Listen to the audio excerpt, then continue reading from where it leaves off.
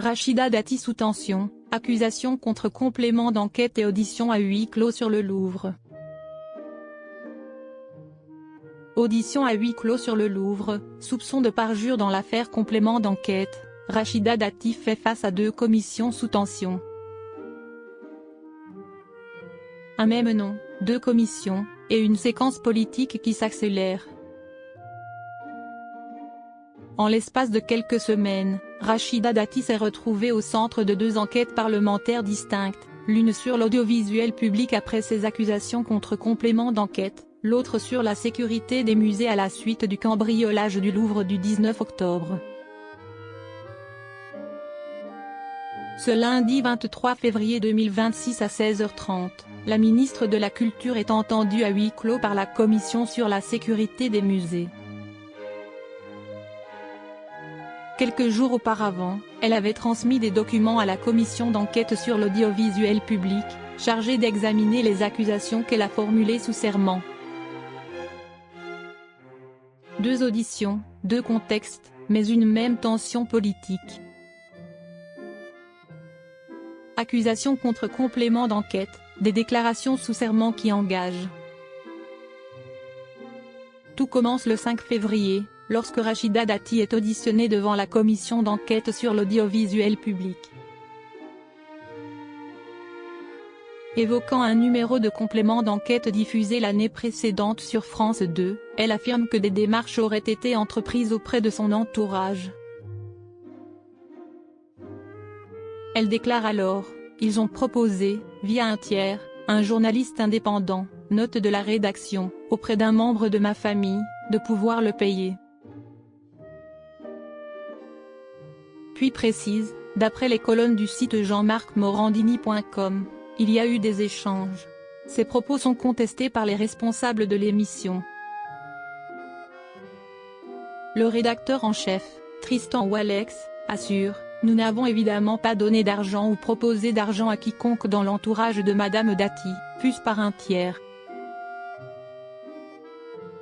Dans le même temps, le journaliste Louis Milano Dupont explique avoir reçu d'un proche de Madame Dati un mail affirmant qu'aucune proposition d'argent n'avait été formulée.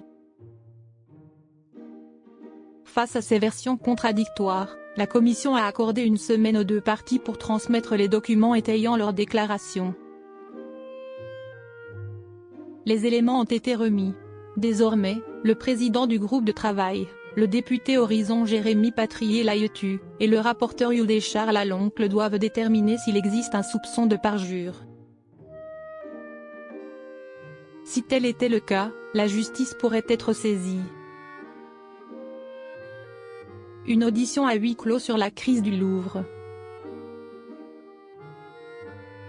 Parallèlement à cette première affaire, Rachida Dati, qui a dénoncé une conspiration gay, doit répondre aux questions d'une autre commission d'enquête, cette fois consacrée à la sécurité des musées, environ 4 mois après le cambriolage du 19 octobre au Louvre.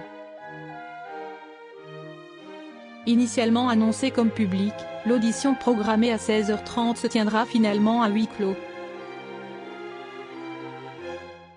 Il s'agit, selon BFM TV, d'une première depuis le lancement des travaux de cette commission, qui a déjà procédé à plus de 70 auditions. Son président, Alexandre Portier, justifie cette décision afin d'éviter que l'audition ne vire au spectacle. Il précise: « Je veux une audition apaisée qui permette de rester sur le fond de notre enquête, à savoir le renforcement de la protection du patrimoine national. » Des divisions politiques autour du huis clos. Cette décision ne fait toutefois pas l'unanimité au sein de la commission. Le rapporteur Alexis Corbière indique vouloir qu'un compte-rendu écrit soit consultable le plus vite possible. De son côté, Sophie Taillé-Polian juge le huis clos proprement incroyable. Elle estime, si incompréhensible parce qu'une ministre en exercice doit pouvoir s'expliquer en toute transparence, avant d'ajouter, et ça n'a pas de sens parce que, depuis le début de cette commission, il n'y a jamais eu aucun problème de sérénité des débats. A l'inverse, Delphine Lingemann considère que le huis clos permet d'aller au fond des sujets, de divulguer des informations qui n'ont pas à être rendues publiques tout en permettant d'avoir des échanges musclés. 4 mois après le cambriolage, la situation du Louvre reste sensible. Une enquête administrative a mis au jour d'importants manquements en matière de sécurité. En janvier, la ministre avait promis des décisions conséquentes. Le musée a également été confronté à une fraude à la billetterie évaluée à plus de 10 millions d'euros et à la fermeture récente d'une galerie en raison de fragilité dans l'édifice.